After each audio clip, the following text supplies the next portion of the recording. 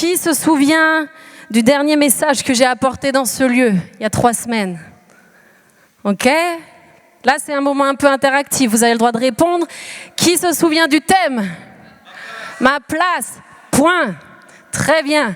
En effet, j'aimerais juste faire un petit récap et pour ceux qui peut-être ne l'ont pas entendu ou n'étaient pas là, ce message intitulé « Ma place » se trouve sur YouTube. Je vous encourage à aller l'écouter. En tout cas, moi, il m'a fait du bien et je suis sûre qu'il vous bénira aussi. Et nous avions vu donc ensemble le Proverbe 18:10 qui nous dit « Le nom de l'Éternel est une tour forte. Le juste s'y réfugie et se trouve en sûreté. » Nous avions vu 3 points que j'aimerais juste revoir avec vous. Qui se souvient du premier? Le premier point, c'était où? Yes, où est ma place? La réponse? En Christ. Le deuxième point, comment? Comment j'accède à ma place? Par la croix. Merci Amandine. Et la dernière chose, qu'est-ce que j'y trouve à cette place? Quelqu'un? C'est quand même l'essentiel, les amis. J'y trouve l'autorité. Lorsque je suis pleinement à ma place, lorsque je suis pleinement en Christ, lorsque je suis assis, rappelez-vous, avec Christ, à la droite du Père, j'ai l'autorité qui m'est donnée à travers sa vie et je domine la situation. Je ne regarde plus la situation vue d'en bas, mais je me positionne en Jésus-Christ. Amen. Et j'aimerais aujourd'hui donner une certaine suite à ce message. Parce qu'en y réfléchissant, je réalise que la réalité que nous rencontrons bien trop souvent, et vous m'arrêterez si je me trompe, mais c'est que nous n'arrivons pas toujours à tenir cette position. Nous n'arrivons pas toujours à rester à notre place pleinement ancrée en Jésus-Christ et nous rencontrons alors de la difficulté. Nous sortons de cette tour forte, rappelez-vous, nous sortons de l'autorité qui est la nôtre en Christ et nous sommes alors confrontés à ce que Pasteur Matt nous apportait, le lion qui rôde, n'est-ce pas? Le lion qui rôde. Et je vous préviens, moi, je n'ai pas rencontré de raton laveur, ni d'ours, ni de girafe cette semaine. Mais en effet, le lion rôde comme la Bible nous le dit. Et quand je ne suis pas positionnée pleinement en Christ, alors il a un accès direct à ma personne en commençant par mes pensées, etc. Nous l'avons vu, la porte d'entrée à cette tour fortifiée, cette tour où je suis en sûreté, c'est la croix de Golgotha. C'est l'unique façon d'entrer dans notre place réelle, celle que Dieu a décidée pour nous. C'est de passer par la croix de Golgotha où le tout accompli de Jésus-Christ est nôtre, où nous pouvons nous approprier cette vérité, ce lieu sûr. Alors, qu'est-ce qui en un instant peut nous ôter de ce lieu sûr? C'est ce que nous allons voir ensemble aujourd'hui. Pourquoi cela arrive-t-il? Pourquoi arrive-t-il que nous sortons de cette place parfois, alors que nous connaissons le Seigneur ou peut-être que nous ne le connaissons pas encore personnellement, mais bien des chrétiens sortent de ce lieu sûr. Et le thème de mon message aujourd'hui, c'est ma bouche. Point. Parce que lorsque nous sortons de cette place qui est acquise, c'est pour une seule raison. Et le Proverbe 18, verset 21 nous donne la réponse. La mort et la vie sont au pouvoir de la langue. Quiconque l'aime en mangera les fruits. Mes amis, la mort et la vie sont au pouvoir de notre langue.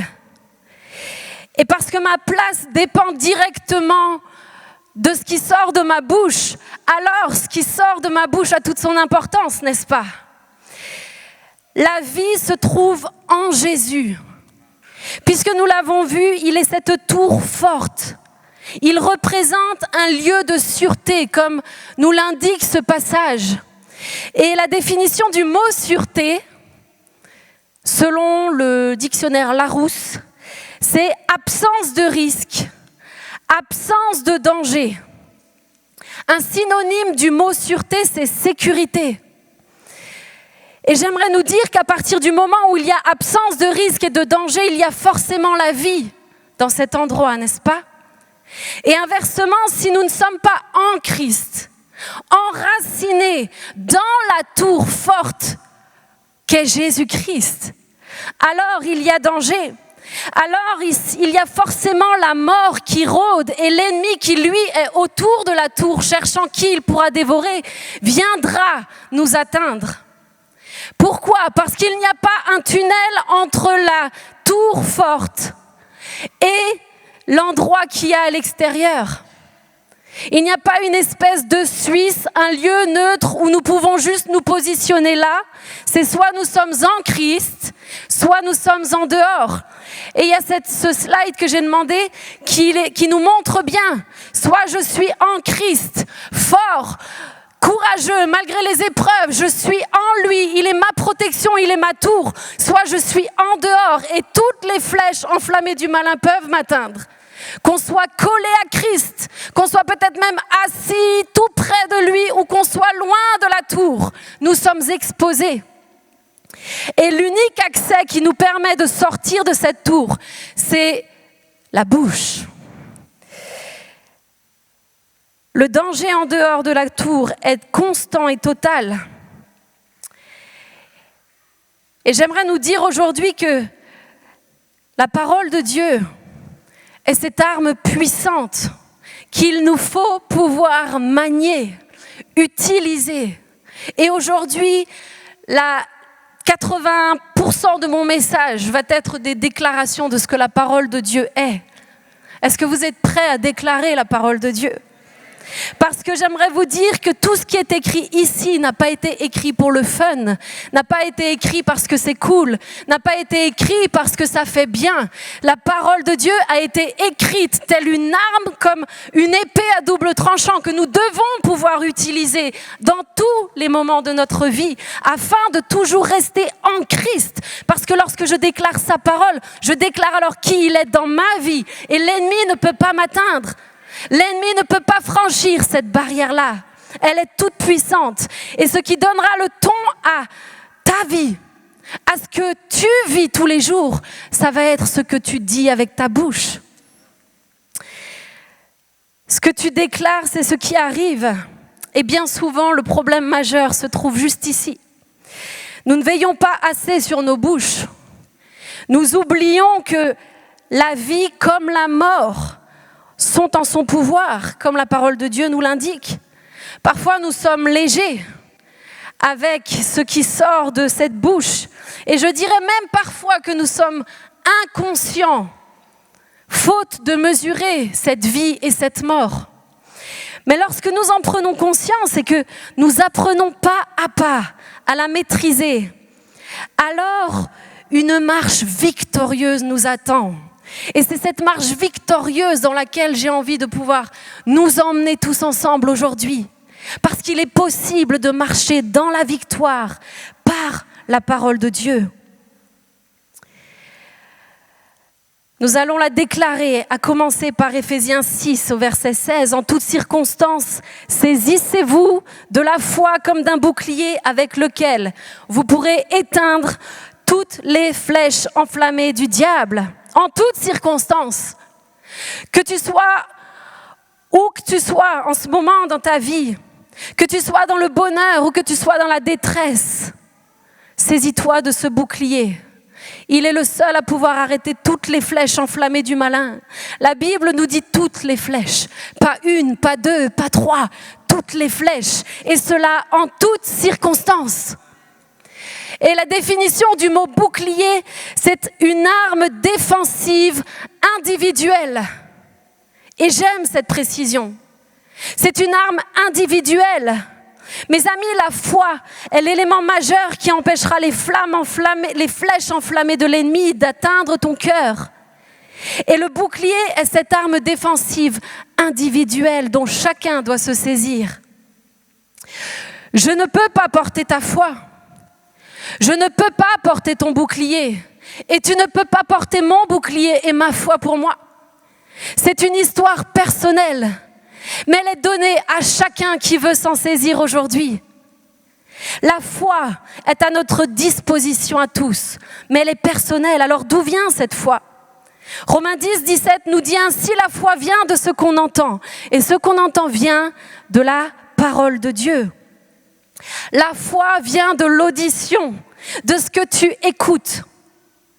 Et ce que tu entends, c'est ce que tu diras. C'est toujours comme ça.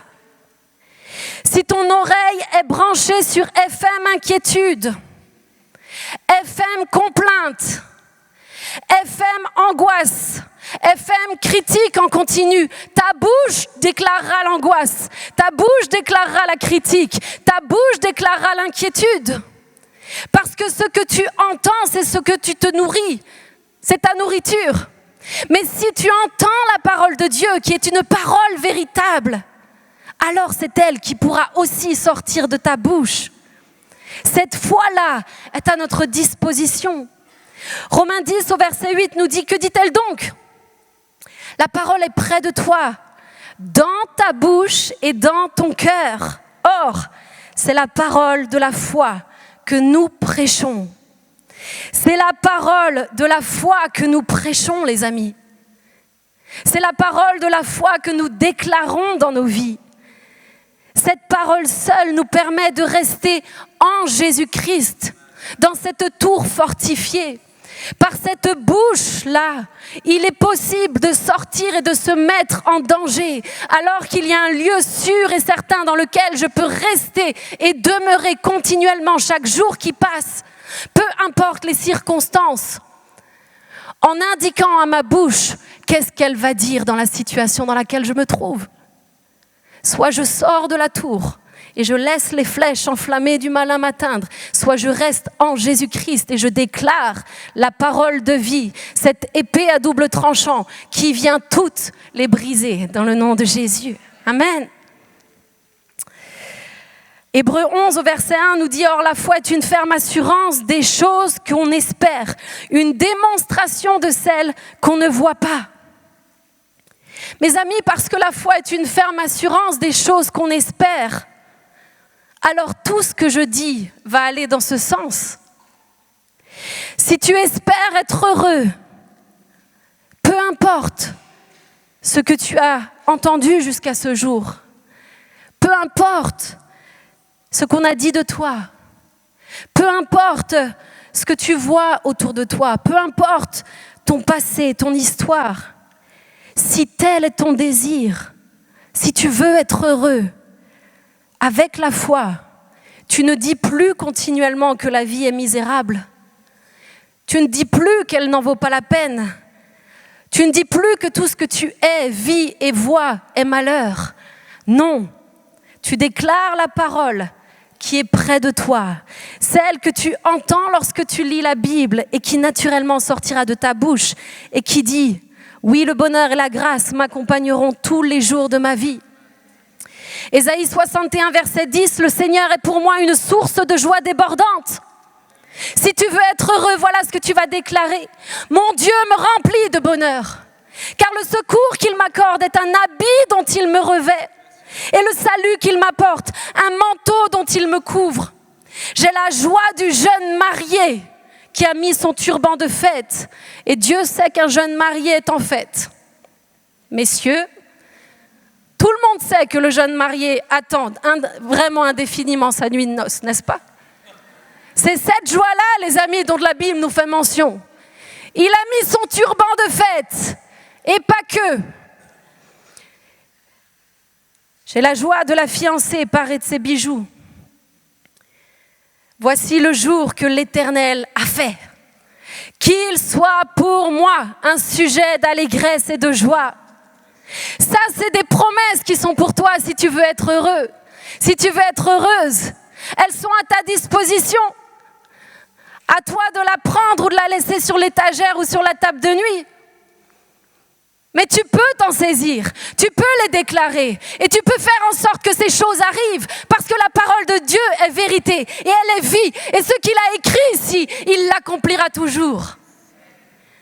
Si tu es abattu dans tes émotions, alors tu vas déclarer avec moi la parole qui est près de toi et qui dit dans Sophonie 3 au verset 17, « L'Éternel mon Dieu est au milieu de moi un héros qui sauve. » Au milieu de moi. Parce que je suis dans la tour forte, je suis au milieu de lui. Il fera de moi sa plus grande joie. Il gardera le silence dans son amour, puis il se réjouira à grands cris à mon sujet.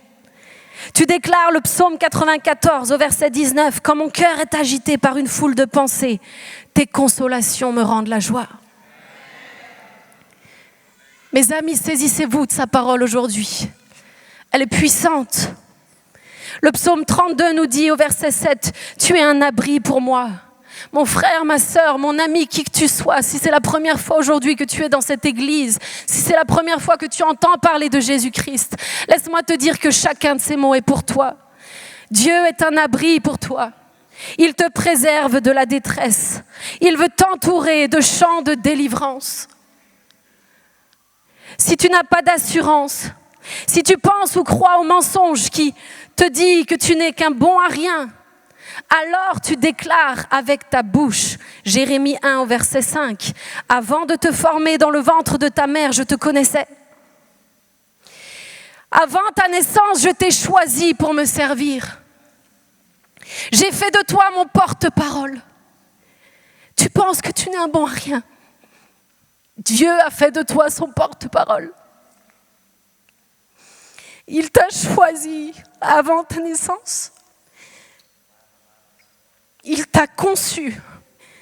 Ne laisse en aucun cas, à aucun moment, un seul micro-espace au diable de te faire croire que tu n'es qu'un bon à rien. De te faire croire qu'il n'y a pas d'avenir pour toi. Parce que lui n'a eu rien à faire dans ta conception. Il n'a jamais eu aucun pouvoir de donner la vie. Et il n'aura jamais le pouvoir de donner la vie. Et en aucun cas, il n'a le pouvoir de te donner la mort intérieure. Il a fait de toi son porte-parole. Si tu es laissé sans force, si la fatigue morale, la fatigue physique t'écrase, tu déclares avec ta bouche Philippiens 4, 13. « Je puis tout par Christ qui me fortifie. » Tu déclares avec ta bouche Éphésiens 3, 20. « Or, à celui qui peut faire par la puissance qui agit en nous, infiniment au-delà de tout ce que nous demandons ou pensons, mon frère, ma sœur, lorsque tu es au fond du trou, lorsque tu es au fond du gouffre, ce n'est pas toi qui vis, c'est Christ qui vit en toi. C'est la puissance du Saint-Esprit qui agit en toi.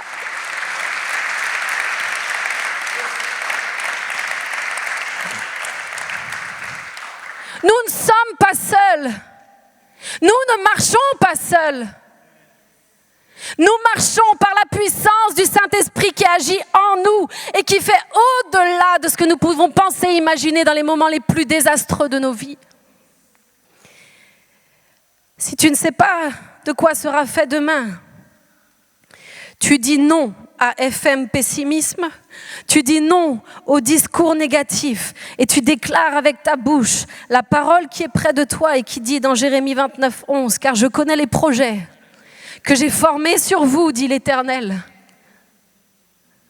Je connais les projets que j'ai formés sur toi, mon frère. Je connais les projets que j'ai formés sur toi, mademoiselle. Projets de paix et non de malheur, afin de te donner un avenir et une espérance. » Ce n'est pas moi qui parle, ce n'est pas ma prédication, c'est la parole de vie. Elle est suffisante. Nous pourrions prêcher et aligner les versets. Cela est amplement suffisant chaque dimanche. Si tu es dans le besoin, si matériellement tu manques de quelque chose, tu ne dis pas « je ne vais jamais y arriver ». Tu ne dis pas « c'est impossible ». Tu ne dis pas « je ne pourrai jamais boucler le mois ». Tu ne dis pas « j'ai peur ». Tu ne dis pas « j'angoisse ». Tu ne dis pas « qu'est-ce que je vais devenir ?» Tu ne dis pas « qu'est-ce que je vais donner à mon enfant ?» Non, tu déclares la parole qui est près de toi, qui est dans ta bouche et qui dit « ne vous inquiétez pas pour votre vie, de ce que vous mangerez, ni pour votre corps, de quoi vous serez vêtus. La vie n'est-elle pas plus que la nourriture ? Et le corps plus que le vêtement. Regardez les oiseaux du ciel. Ils ne sèment ni ne moissonnent. Ils n'amassent rien dans les greniers. Et je vous le dis, à vous qui épargnez à l'excès, vous ne gagnerez rien à amasser dans vos greniers sans jamais, jamais redonner ce qui a été un jour reçu par votre Créateur. Et pourtant, le Père Céleste les nourrit. Ne valez-vous pas beaucoup plus qu'eux, nous dit Jésus. Qui de vous, par ses inquiétudes, peut ajouter une coudée à la durée de sa vie? Qui de vous, par ses inquiétudes, pourquoi vous inquiétez au sujet du vêtement? Considérez comment croissent les lys des champs. Ils ne travaillent ni ne filent. Cependant, je vous dis que Salomon même, dans toute sa gloire, n'a pas été vêtu comme l'un d'eux. On parle quand même de l'homme dont la richesse ne sera jamais égalée sur cette terre. Salomon, dans toute sa gloire, n'a pas été vêtu comme une de ces fleurs des champs que Dieu a habillées lui-même. Salomon, dont la sagesse surpasse toutes nos sagesses ici réunies, dont la sagesse ne sera jamais égalée. Salomon n'a pas été vêtu comme une seule de ces fleurs. Si Dieu revêt ainsi l'herbe des champs qui existe aujourd'hui et qui demain sera jetée au four, ne vous vêtira-t-il pas plus à plus forte raison, gens de peu de foi? Ne vous inquiétez donc point et ne dites pas que mangerons-nous, que boirons-nous, de quoi serons-nous vêtus? Car toutes ces choses, ce sont les païens qui les recherchent. Votre Père sait que vous en avez besoin. Il le sait. Il vous a créé. Il est celui qui vous a formé, rappelez-vous. Il vous a conçu avant même que vous soyez dans le ventre de votre mère. Vous vous doutez bien qu'il sait que vous avez besoin de manger pour survivre. Et que si vous vous baladez à poil dans la rue, vous allez prendre une amende. Donc il ne va pas vous laisser comme ça à l'abandon tout nu comme un ver rue de la République à Tinsalin demi-lune. Vous n'allez pas manquer du vêtement. Mes amis, ma foi, votre foi est directement liée à ta bouche, à ma bouche. Et ta bouche est révélatrice de ta foi. Elle donne la température. Ce que tu dis indique ce que tu es. Et il n'y a aucune condamnation là-dedans. Mais nous voyons ici que Jésus est ferme.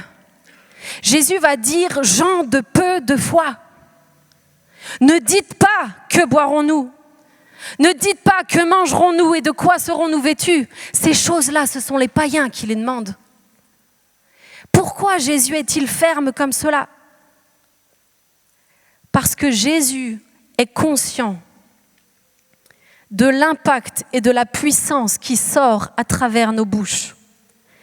Jésus est pleinement conscient au moment où il enseigne ses disciples ces choses-là, que la mort et la vie sont au pouvoir de leur langue. Et c'est par amour qu'il va leur dire, gens de peu de foi, ne le faites pas. Ne dites pas ces choses. Je vous en supplie, ne les dites pas. Autrement dit, ou en d'autres termes, il va dire, restez en sûreté à l'abri. Restez dans la tour forte que moi je suis. Demeurez en moi et vous ne manquerez de rien. Ce que tu déclares définira ta place. Ta bouche et ta place sont intimement liées. L'une ne va pas sans l'autre. Et l'une ira où l'autre dira. Soit nous sommes en Christ, soit nous sommes en dehors.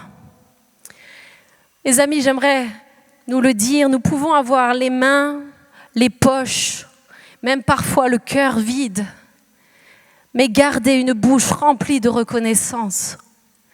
Parce que le Dieu de la Bible a une bonté inégalable. Sa bonté est illimitée. C'est une source, une ressource inépuisable. Et à travers nos bouches, nous pouvons faire la différence dans les moments les plus intenses de nos vies. Je ne peux pas me lasser de sa parole, comme je ne peux pas me lasser de la croix. C'est ma vie.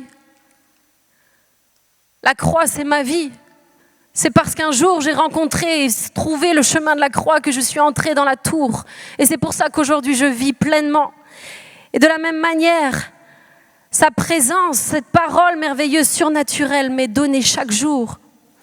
Les amis, il est impossible de déclarer sa parole en gardant des pensées contraires à ce que vous déclarez. C'est impossible. Je vous mets au défi de le faire. Essayez, vous allez voir. Dites par exemple le psaume 23 à haute voix, tout en cultivant dans votre tête vos pensées l'inquiétude. L'Éternel est mon berger. Oh là là, de quoi je vais devenir? Je ne manquerai de rien. J'ai plus que 50 balles sur mon compte. Il me fait reposer dans de verts pâturages. Je suis angoissée, oh Seigneur. C'est pas possible. Soit tu déclares le psaume 23 avec toutes tes tripes et tu sais que l'Éternel est ton berger, que tu ne manqueras de rien, qu'il te fait reposer dans de verts pâturages, qu'il te dirige près des eaux paisibles, qu'il restaure ton âme, qu'il te conduit dans les sentiers de la justice à cause de son nom. Quand je marche dans la vallée de l'ombre de la mort, je ne crains aucun mal, car tu es avec moi. Tu dresses devant moi une table en face de mes adversaires et tu oins d'huile ma tête. Oui, le bonheur et la grâce m'accompagneront tous les jours de ma vie et j'habiterai dans la maison de l'Éternel.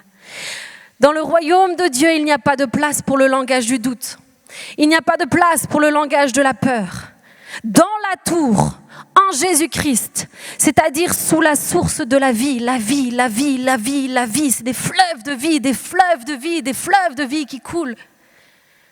Il ne peut pas y avoir le langage de la comparaison, le langage du rejet, de langage familier, ça n'existe pas dans son royaume. Tout ce qui est écrit ici est vie et cette parole nous le prouve. Et lorsque tu vis en Jésus, tu découvres ce royaume. Et pas à pas, à force de cultiver cette réalité dans ta vie, de découvrir cette nouvelle identité qu'il te donne, alors ta bouche devient le reflet de ce royaume. Pas à pas. Peu importe, mon ami, où tu en es aujourd'hui, pas à pas. Rappelez-vous du prince William. Il ne parle pas comme toi et moi. Il y a une attitude, il y a un vocabulaire lorsque l'on est enfant de Dieu, lorsque l'on est enfant du roi des rois. Il y a un vocabulaire qui doit être digne du royaume que nous représentons. Veillons sur nos bouches. Et parfois, je dois dire que si dans l'armure qui nous permet de tenir ferme contre les ruses du diable, il y avait un petit élément à ajouter, je pense très sincèrement que dans certaines situations, la muselière serait vraiment de bon ton. Honnêtement, soyons honnêtes, soyons transparents. Si ma bouche, est-ce que j'appelle une bouche de vieille? Et ça n'a rien à voir, et ce n'est pas péjoratif, ça n'a rien à voir avec l'âge ni avec le sexe. On peut avoir 20 ans et avoir une bouche, c'est-à-dire d'autres appelleraient ça gossip girl. Ça parle à quelqu'un? Il paraît même qu'on en fait des séries Netflix. Le commérage. Si ta bouche est une bouche de commère, excuse-moi de te dire que tu récolteras une vie de commère, c'est-à-dire à râles et pâquerettes. Alors que tu as à côté de toi la parole de vie, celle qui t'a destinée toute tracée, celle qui a tellement plus d'intérêt que toutes ces futilités. Si ta bouche peut-être est une bouche plus connue sous celle de langue de vipère, si constamment tu es là à juger, à critiquer, à pointer chez le monde entier ce qui ne va pas, en les rabaissant, tu es clairement exposé. Tu es clairement en dehors de la tour et je te le dis, tu n'es pas en Jésus-Christ. Parce que la Bible nous dit dans Matthieu 7, ne jugez point afin que vous ne soyez point jugés. Car on vous jugera du jugement dont vous jugez, et l'on vous mesurera avec la mesure dont vous mesurez. Pourquoi vois-tu la paille qui est dans l'œil de ton frère et n'aperçois-tu pas la poutre qui est dans le tien? Ou comment peux-tu dire à ton frère, laisse-moi ôter la paille que tu as dans ton œil, toi qui as une poutre dans le tien? Hypocrite, ôte premièrement la poutre de ton œil, et alors tu verras comment ôter la paille de celui de ton frère. Pardonnez-moi mes amis, mais je ne suis pas là pour prêcher un évangile de confort. Je suis là pour prêcher la parole de Jésus, celle qu'il a donnée il y a 2000 ans, celle qui est la vérité et celle par la seule nous aurons la vie. Jésus désire tellement que nous puissions vivre pleinement en sûreté. Et mon cœur brûle aujourd'hui pour chacun d'entre vous, afin que vous puissiez rester en sûreté. Vous épargnez toutes ces souffrances. Parce que croyez-moi, lorsque votre bouche est une bouche critique, vous êtes le premier, vous serez la première à souffrir de cela. Lorsque le diable a trouvé une faille en nous, croyez-moi, ce n'est pas seulement pour détruire ceux qui sont autour de nous, c'est pour nous détruire nous en premier. Il y a des sources amères dans ces choses-là et nous devons nous tenir loin de cela. Nous devons rester en Christ, attachés à sa parole. Amen. J'aurais encore des choses à dire, mais j'aimerais nous encourager aujourd'hui à reconsidérer ce que nous sommes. Ces textes sont bons, ils sont excellents. Ils ne sont pas là pour notre mal, ils sont là pour notre salut, pour notre bien. Oui, la mort et la vie sont au pouvoir de nos langues. Oui, un jour, nous serons mesurés avec la même mesure que nous aurons utilisé toute notre vie pour mesurer les autres. Oui, tu peux tuer par tes mots, et tel un venin, tu peux te détruire toi-même en même temps, mais Dieu merci. Oui, tu peux donner la vie. Oui, tu peux appeler à l'existence ce qui n'existe pas. Oui, tu peux vivre avec ton bouclier, ta foi active en Jésus qui te protégera de toutes les attaques du malin. Et oui, tu peux changer de camp aujourd'hui. Tu peux considérer pleinement. Tu peux te comporter dignement, tel un fils, telle une fille, celle du roi des rois, pas n'importe qui. Aujourd'hui, mon ami, tu peux choisir de faire de ta bouche un instrument de paix, un instrument de joie, un instrument de bonheur pour toi, pour les autres, pour ceux qui t'entourent. Tu en as le pouvoir. Moi, je ne pourrais pas le faire pour toi, mais je peux te garantir que c'est possible. Et vous savez, pour commencer, une première étape qui est déjà excellente, c'est de savoir garder le silence.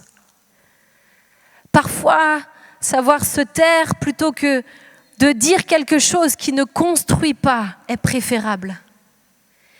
Nous nous protégeons ainsi. Nous gardons nos cœurs, nous gardons nos pensées, nous gardons nos bouches en Christ, à l'abri, dans ce lieu sûr. Et il y a des fois dans ma propre vie où je me félicite juste de l'avoir gardé fermé. Parce que c'est déjà beaucoup. C'est déjà bien de savoir rester silencieuse. Et je laisse mon Sauveur parler pour moi. Parce que c'est lui ma justice. Parce que c'est lui ma défense. Parce que je n'ai pas besoin d'essayer de me justifier par mes propres forces. Il est ma justice. Il est mon libérateur. Et si aujourd'hui peut-être tu n'es pas encore à même de déclarer avec assurance la bonté et l'immensité de la parole de Dieu, j'ai envie de t'encourager et de te dire, c'est pas grave, au contraire, c'est très bien. Tu es en chemin, tu avances, chaque chose en son temps.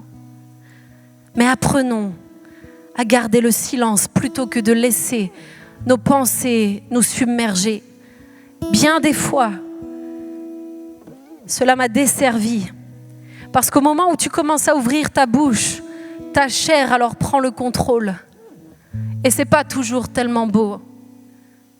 Aujourd'hui, il est possible de prendre conscience de cette vérité. Oui, la mort et la vie sont en mon pouvoir et je veux choisir d'être un enfant et un fils digne de cela. Amen.